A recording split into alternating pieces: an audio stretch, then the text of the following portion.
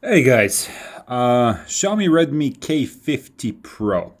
I had an enormous love-hate relationship with this device for multiple reasons, and I'll try my best to explain why.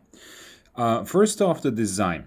This is a flat display, 6.7 inches, which means that unlike most flagships with curved displays, this really is a behemoth in the hand. If you're looking for something small and compact, stay away from this because it's big, it's heavy, and it's blocky. That camera bump really is big. It's a two-layer or two-step camera bump, and it attracts an enormous amount of lint. I've actually cleaned it before starting to shoot this video, and there is lint here again, as you can see. The display itself protrudes. It's not a flush design. It's not a unibody design. That attracts lint as well. And when you get the phone in the package, you are going to get a TPU case, which doesn't really eliminate the bump. It makes it a little bit easier to manage, but it's not eliminated, and the edges again protrude a little bit. So design-wise, not really the best. It's not bad by all means. It's high quality. You can see that it feels very sturdy in the hand. You're not going to have any issues, but it's just a block. There is absolutely nothing fancy about it, nothing that is actually going to grab your attention. The camera island, as you can see, is asymmetric, so that too isn't really that great. This design looks way better in person than it does on the camera. The camera cannot really catch that because there's just too many reflections. No bumps, no scratches, no crevices. I've been using it for about a month now. I don't even have any micro scratches on the display, so the design wise it did hold up pretty well.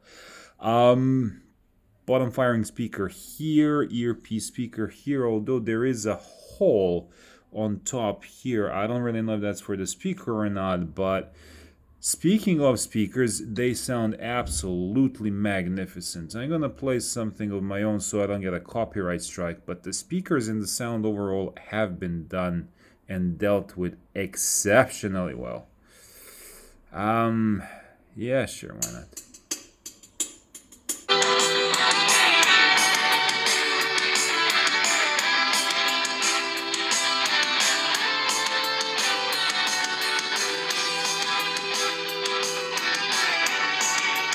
So the speakers are very rich, very full of bass, very well detailed, very spacey, and they have sacrificed a bit of volume to achieve that. But even at the highest volume, there is absolutely no cracking, no distortion, none whatsoever. The sound is really amazing. Speaking of Bluetooth audio, 5.3 Bluetooth.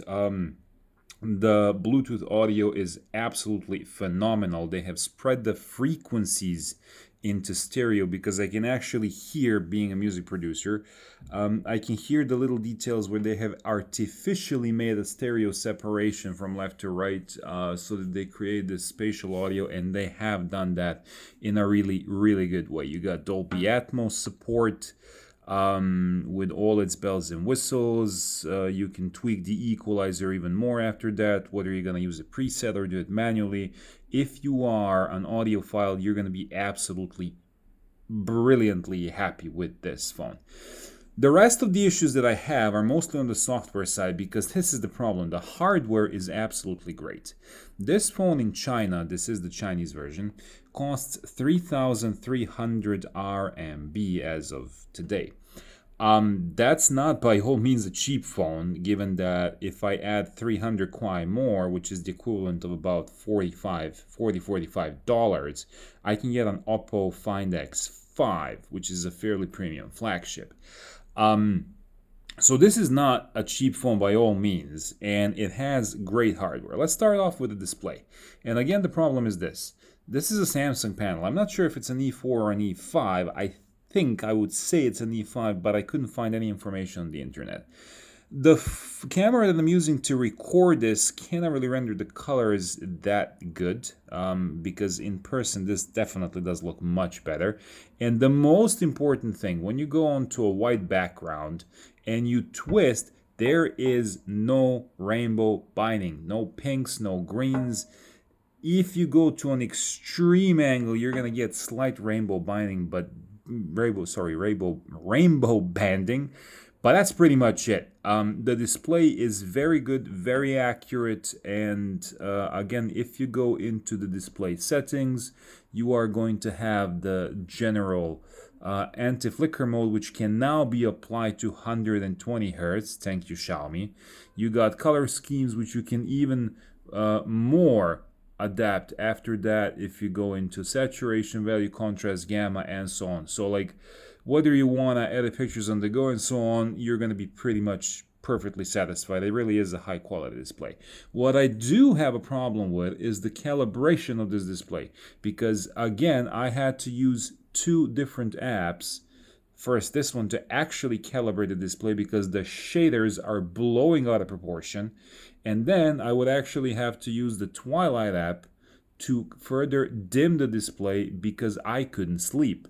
Whether the blue light filter wasn't applied, and even if I went into Xiaomi's stock reading mode, it would do no difference to me because the display, the way it was calibrated, especially with whites, it was just too bright. The contrast of the display is too high. Twilight, this app in particular, managed to dim that down, and I could set it up so that I wouldn't have any issues, but then the color accuracy wouldn't be as good. So again, hardware, awesome. And this is a problem I have with every single Xiaomi phone that I have ever had so far. For people who are just sensitive, whether it's the pulse wave modulation frequency, because they on Xiaomi phones they go like 220 hertz and lower, or the calibration. If you are sensitive, you have sensitive eyes, this might not be the phone for you. The panel itself is great, and you can, by installing these two apps, you can correct that and you wouldn't have any issues. But yeah, other than that, pretty good. Performance. This is a version with 8 gigabytes and 256 gigabytes of storage. Sorry, no update. MediaTek 9000. Now, this year I was skeptical about MediaTek 8100 and 9000, and they have proven to be awesome. But again, there is an issue with the software. Day-to-day performance, social media or whatever is going to be brilliant. You're going to have no issues. And I never encountered the slightest hint of overheating. The problem is this. Asphalt 9 does not support 120 hertz. No high refresh rate for Asphalt 9 because Gameloft hasn't adapted it to MediaTek processors yet. And yeah, shout out to Gameloft. Month and a half and they still haven't recovered my account with all the invested money. Formula 1 mobile racing, no issues. Fruit Ninja, no issues. Honor of Kings Chinese version, absolutely no issues. Apex Legends, absolutely zero issues. Very high refresh rate. I had no problems whatsoever. Even with Genshin Impact, and I have uninstalled it for a reason because I couldn't get my kid to stop playing. Genshin Impact worked with high refresh rate, no overheating, stable frame rate, absolutely. If you want a game, and hoping that other developers, at this point mainly Gameloft, will adapt to these new MediaTek processors, you're gonna have no issues. This phone for gaming is absolutely perfect, especially with those speakers. Battery life and charging, 120 watts in the box. What I do like is that when you go into the battery settings and you go into charging, you can choose whether you want to use the full 120 hertz, or if you turn that off, you are going to get about 65 watts of charging, which is, because this is a split cell, you're going to get 30 watts per cell. And that's great because if you're in a rush, you can push the battery, but you don't necessarily have to do it all the time if you want to preserve the battery longevity, which in my opinion is great. This software on its own has some great features, as in MIUI, but yeah. So battery life on average, just doing everyday things, I will get 7 to 8 hours of screen on time, although in China WeChat app does tend to drain battery significantly. Other than that, no issues whatsoever. If you game, that's going to drop down to 4, maybe 5 hours of screen on time if you're lucky, but I'm talking Genshin Impact, Apex, and so on. Camera. Camera, for me, was an absolute atrocity, and let me see if I can find why. So, this is a picture that I have taken in low light. This is in my apartment. Let me see if I can find it. Yeah. Low light picture was, photography was just terrible. The camera tries to overexpose at every single given moment if you're in low light. If you use the night mode, it's going to make it significantly brighter than it actually is. Now, this is a Gcam port for this phone, which honestly isn't really that great. And the best result I could get was using a night mode from the Gcam port, and even that wasn't really that great. Now, daytime photos are going to be absolutely phenomenal. High dynamic range, an enormous amount of detail no matter how much you zoom in. The problem is this. When I first took this phone, and when I looked at the spec sheet, it said 180 megapixel camera. First of all, this is an ISOCELL HM2. The sensor is not 1 through 1.3 inches, it's 1 through 1.56, which is pretty much the same as Sony's IMX766. The size of the sensor is pretty good. This particular IMX766 is used in Oppo Find X3 and a lot of Realme and Oppo and Vivo phones, and it has proven to be an exceptionally good sensor. And I was thinking that, okay, same sensor size, 100 megapixels, it's going to be exactly the same. And I am pretty sure that the sensor itself is actually great, but the problem is that, this is a Redmi phone, not a Xiaomi phone. It's supposed to be cheaper. I really wouldn't be surprised if they have used the software to cripple the camera, because they have been known to do so in the past. Is it great in daylight? Yes, most of the time. Are there better options?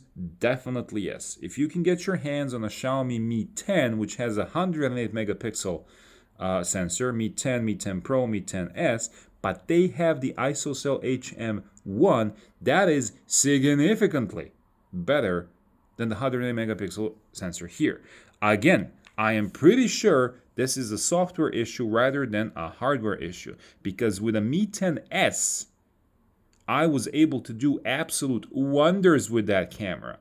This one here, not so much, and this is a $150 more expensive phone.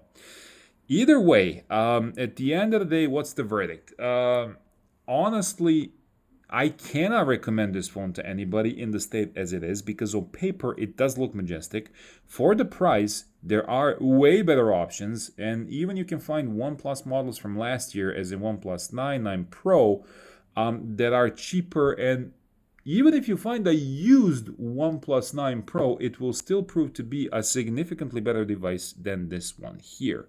That's what I would suggest, honestly, after going through an enormous amount of reviews. If you want a game, and gaming is your only concern, most of the games, with very, very few, as in my case, only Asphalt 9, hasn't adapted to high refresh rate. Other than that game in particular, the battery life for gaming, the display, and so on, speakers, you're going to have a great time with this phone. But if you are camera oriented and this says, 180 megapixel, and you go like, okay, I want something, I want to take good photos, and no. Look for a phone with an IMX766, whether it's Oppo Find X3, OnePlus 9 Pro, even older Xiaomi phones are way better than this. If you can find a used Xiaomi 10 or 10 Pro, you're going to get a pretty much similar experience, as in similar hardware, but you're going to get much better results with the camera.